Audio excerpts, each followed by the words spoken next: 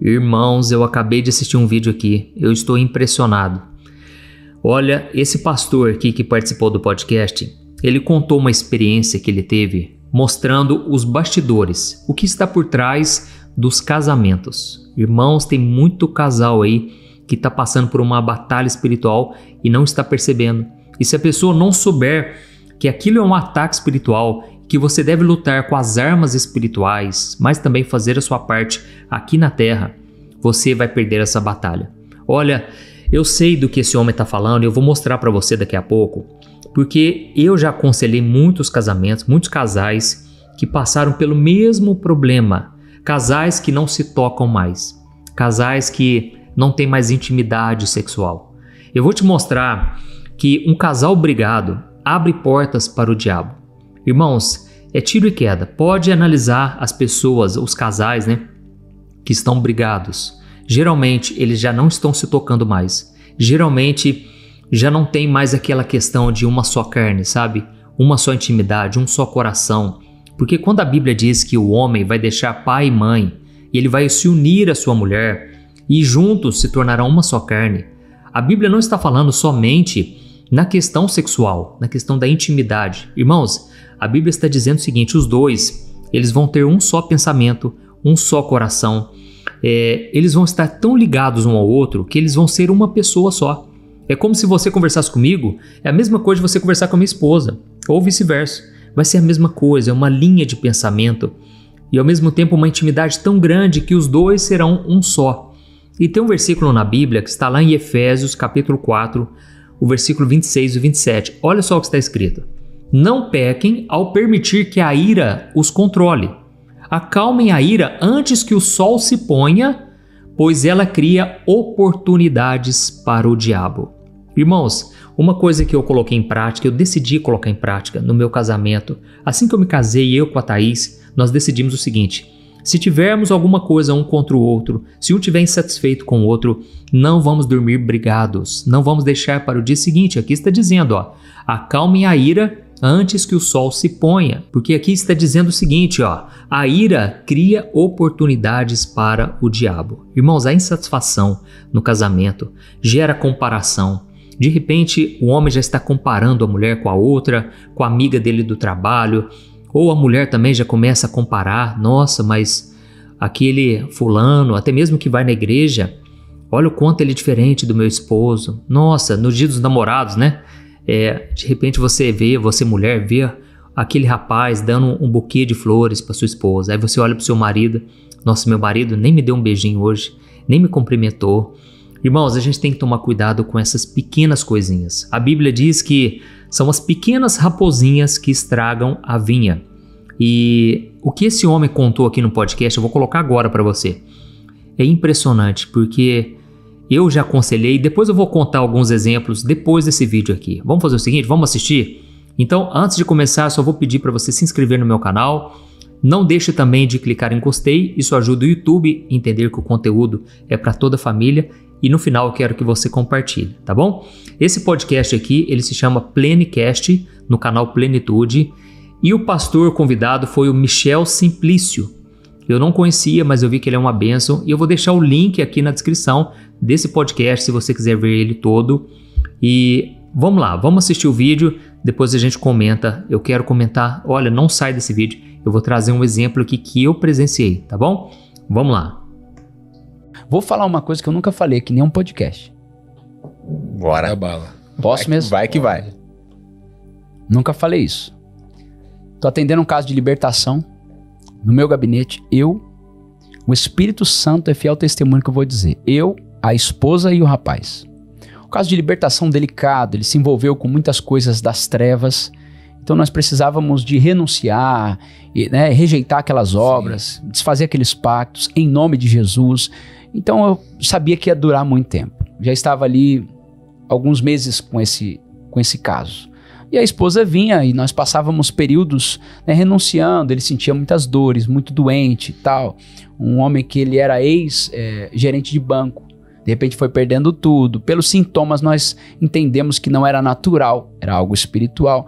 E de repente eu estava fazendo ali uma oração com ele e ele ficou possuído. Isso é muito sério. Ele ficou possuído, ele ficou...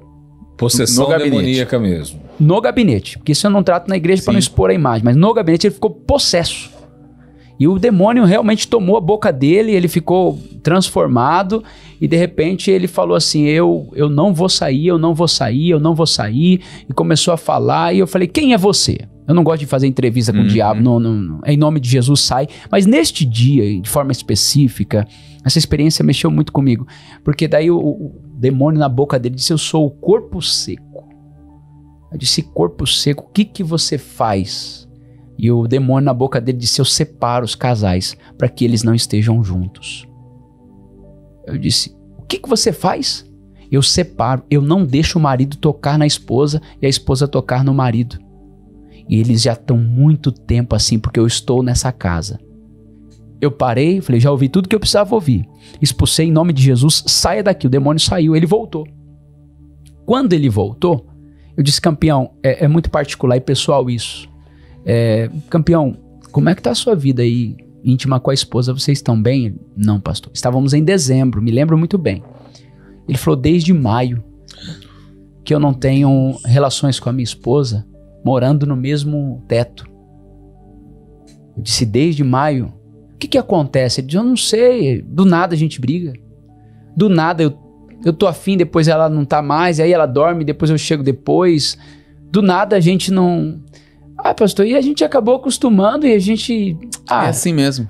Assim mesmo, pastor, e... Isso era espiritual. Não estou aqui dizendo que tudo é espiritual, em qualquer período, porque a mulher tem períodos e o homem também. Períodos onde está trabalhando bastante, período onde a mulher não está bem, ou o homem não está bem, um déficit hormonal, isso a gente sabe. Mas meses, com tudo normal e eles não tendo, ou seja... Aceitando isso tranquilamente. Mas eles não sabiam que aquilo era espiritual.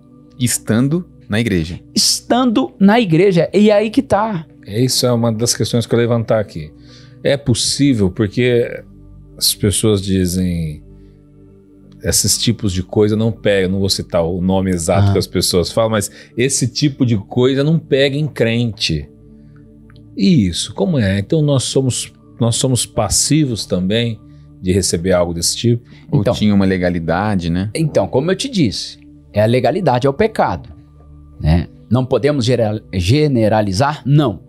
Mas onde existe uma brecha, o inimigo pode entrar. Aquele que está em pé, cuide para que não caia. Eu já vi, inclusive gente que estava trabalhando na igreja, níveis de possessão assim. Lógico que esse evangelho hoje, que é pregado nas igrejas, a maioria dos pastores não falam nisso. Não vai nem fazer, ninguém nem vai ficar endemoniado no culto. Eu vou te falar uma coisa, existem duas coisas diferentes, salvação e libertação. Olha só, salvação e libertação. Salvação é para o céu, libertação é para a terra. Salvação é para o céu. Todo salvo é liberto? Todo liberto é salvo? É possível a pessoa estar na igreja salva, mas talvez não liberta. Vou lhe dar um exemplo. Vou pregar daqui a pouco, nós vamos juntos. Sim. No final vou fazer um apelo para quem quer entregar a vida a Jesus. Na maioria das vezes, Jesus fala com a pessoa, move o coração daquela pessoa, ela vem à frente. Vamos supor que essa pessoa, ela tem vícios. Vícios e mais vícios. Talvez ela bebe, ela fuma, talvez ela usa drogas. Eu estou só citando exemplos. Essa era a minha vida. Essa era a sua vida. Pronto. Legal, vamos citar esse exemplo.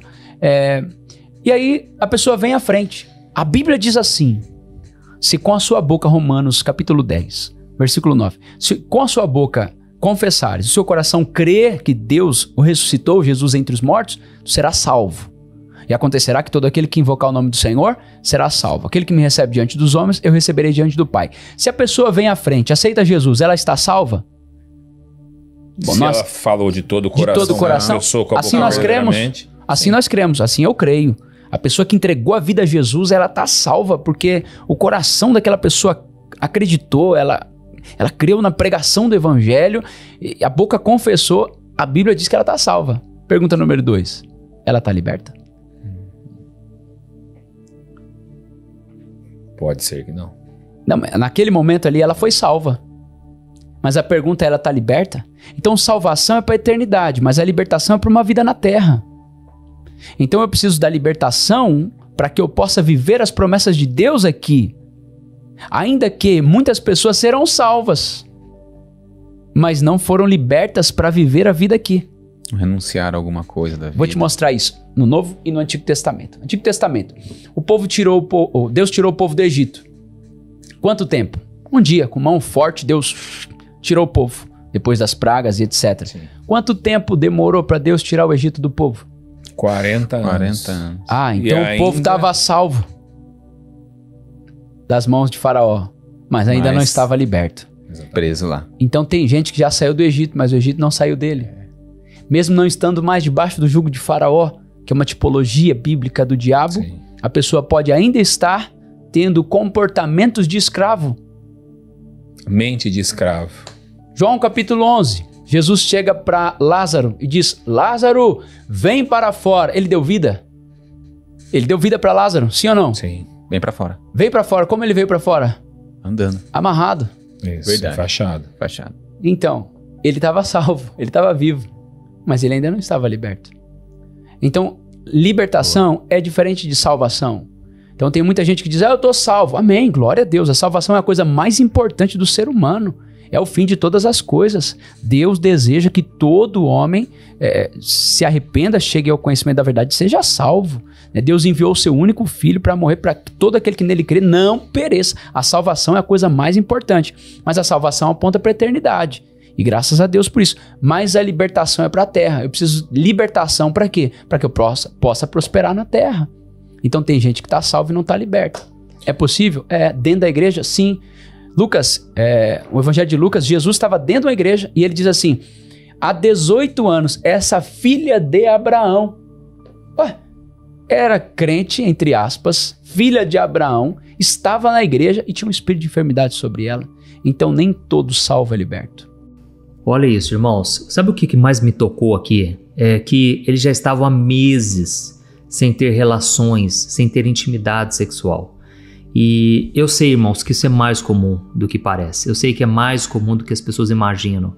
Talvez você que está aqui me ouvindo, você está passando por isso. E o meu conselho para você é: busque a Deus em oração, repreenda o demônio, sim, em nome de Jesus. Mas também procure se reconciliar com seu esposo. Não ache que é normal. Não aceite esse novo normal, sabe, irmãos? O mundo ele vem trazendo essa ideia de novo normal. Temos que aceitar agora. Isso começou lá na pandemia, né? Essa palavra. E a gente começa a se acostumar com algo ruim, algo que não é de Deus, algo que é inferior àquilo que nós vivíamos. Então, se você já entregou sua vida para Jesus, se você já está liberto, creia que você já está liberto pelo sangue de Jesus e também dos pecados. Mas se no dia a dia o pecado te escraviza, então você precisa de libertação. Você precisa que Jesus te liberte. Não estou falando que alguém tem que ir aí, colocar a mão na sua cabeça, expulsar demônios. Você pode tomar posse da sua libertação. Amém? Não aceite nada te escravizar, não aceite nada te dominar. E eu sei, irmãos, que muitas pessoas já não têm esse contato. Tudo começou com a ira. Lembra do que eu li lá para você? Efésios capítulo 4, versículo 26. A ira abre portas para o diabo. O fato de você estar insatisfeito, você estar com raiva do seu esposo, da sua esposa, isso aí causa muitos males, porque o inimigo entra por aí, ó. Então, procure sempre se relacionar bem, perdoar principalmente, porque não existe casamento sem perdão, sabe? E, irmãos, eu me lembrei de um exemplo que eu fui aconselhar um casal. Eles já estavam há praticamente 3 anos, irmãos, sem ter relação sexual. Eu pensei, gente, isso já não é casamento mais. Como pode isso? Que absurdo. E tudo começou, irmãos, com desavenças, sabe? No momento ali da intimidade, o marido meio que tratava a esposa mal, fazia brincadeirinhas sem graça. Aquilo foi perdendo o tesão, vamos assim dizer, foi perdendo a graça no casamento. E eles foram deixando, sabe? Ou então, como ele falou ali, um dia o marido quer, mas a mulher não quer, ou vice-versa. Irmãos, nós precisamos tomar cuidado, porque tem um versículo na Bíblia, eu quero muito ler para você. São 2 versículos, na verdade. Olha só o que está escrito em 1 Coríntios, capítulo 7, o versículo 3 ao 5. Olha só o que Paulo disse. O marido deve satisfazer as necessidades conjugais de sua esposa, e a esposa deve fazer o mesmo pelo seu marido. A esposa não tem autoridade sobre o seu corpo, mas sim o marido. Da mesma forma, não é o marido que tem autoridade sobre o seu corpo, mas sim a esposa. Não privem um ao outro de terem relações a menos que ambos concordem em abrir mão da intimidade sexual por um certo tempo, para se dedicarem de modo mais pleno à oração. Depois disso, unam-se novamente, para que Satanás não os tente por causa de sua falta de domínio próprio. Irmão, isso aqui é muito sério, porque ele está falando o seguinte, ó, não privem um ao outro de terem relações. Sabe o que acontece muito? Eu vou explicar para vocês.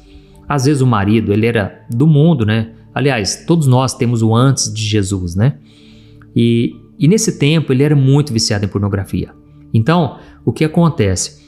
Ele estava acostumado a ver cenas, a ver um nível, né, de relações que quando ele olha para o casamento dele, ele não encontra. E aquilo pode frustrar ele, e aquilo pode gerar uma comparação. É por isso que a pornografia realmente ela causa esse mal. Ela gera muita comparação. Isso pode ser do lado da mulher também, sabe? Mulher que antes tinha vários namorados, antes de chegar até o marido.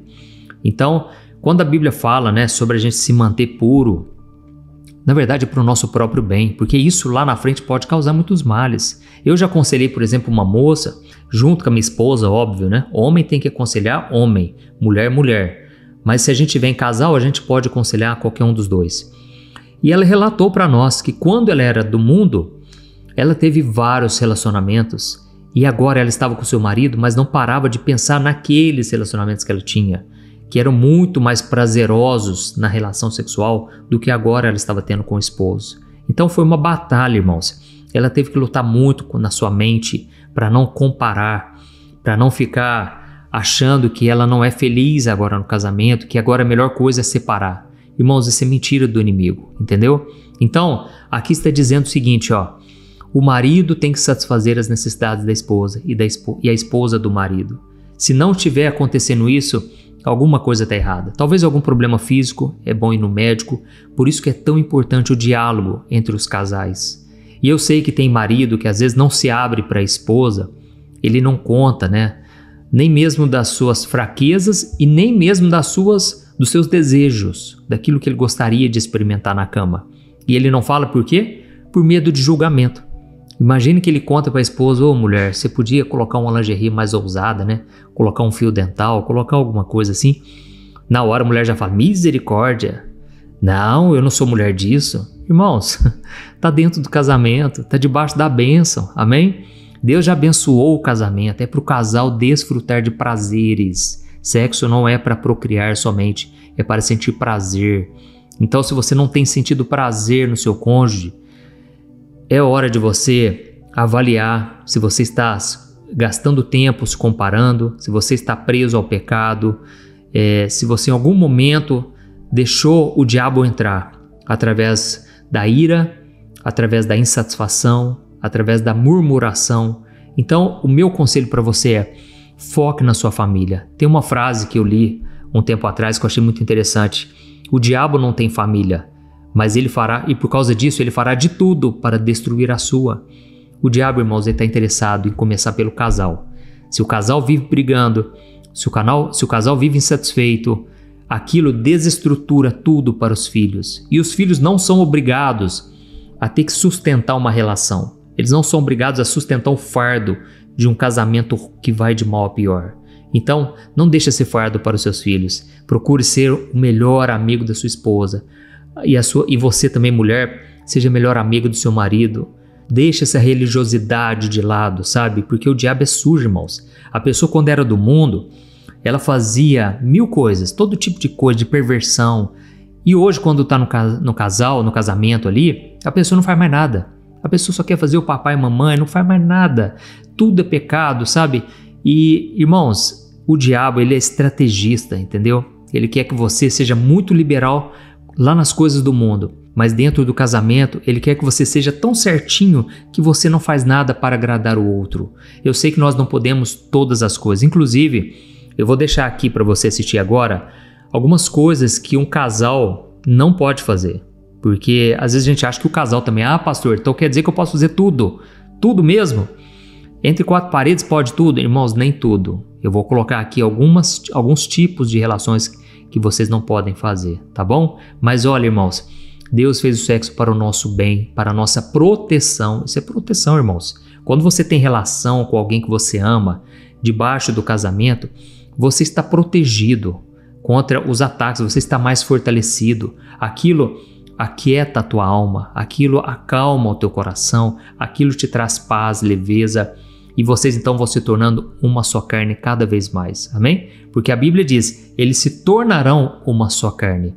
E eu sinto dizer que muitos deixaram pai e mãe, que é o primeiro mandamento, deixa pai e mãe, mas não se tornaram uma só carne. É muitos, irmãos, são muitos casais que estão assim. Eles estão debaixo do mesmo teto, mas cada um dorme num quarto, já não tem mais esse contato. Então não perca a simplicidade, sabe? Porque a melhor maneira de você reconquistar o seu cônjuge é voltar a fazer as coisas que vocês faziam quando eram namorados, lembra? É aquele beijinho com amor, aquele abraço, aquele carinho. Então volte a fazer as coisas que vocês faziam antes, voltem a ser namorados. Nunca percam isso, irmãos. Sabe, isso acontece muito quando alguém tem cargos de liderança na igreja. A pessoa valoriza mais a igreja. Tudo é o pastor, tudo é o ministério de louvor, é o ensaio, é a programação, é o voluntariado, e a pessoa não dá atenção dentro de casa. Então, eu sei que isso aqui, você já está pensando assim, nossa, eu vou mandar para o meu marido, vou mandar para minha esposa. E mande mesmo, porque nós precisamos alinhar, irmãos, o nosso coração. Todos nós precisamos olhar para a palavra, que é o espelho da nossa alma, e na palavra a gente vai ver tudo que está errado, tudo que tem que ser melhorado, tudo que tem que consertar e aquilo que já estamos fazendo certo, tá bom? Eu sei que não é uma indireta para ninguém se eu contei alguma coisa aqui, vocês que são meus amigos particulares. Irmãos, eu só trouxe exemplos para vocês entenderem. Precisamos guardar o nosso coração e focar na nossa família, tá bom? Eu, por exemplo, procuro sempre pensar nisso. O meu primeiro ministério é a minha esposa, em primeiro lugar, depois vem os meus filhos. Esse tem que ser o nosso primeiro ministério, porque se nós estivermos bem, unidos, felizes, todo o restante Deus vai abençoar e vai prosperar, tá bom? Deus te abençoe. Vou deixar o vídeo aqui para você assistir. Não se esqueça de se inscrever no meu canal e deixa aí também o joinha e compartilhe com seus amigos. Um grande abraço. Fica com Deus.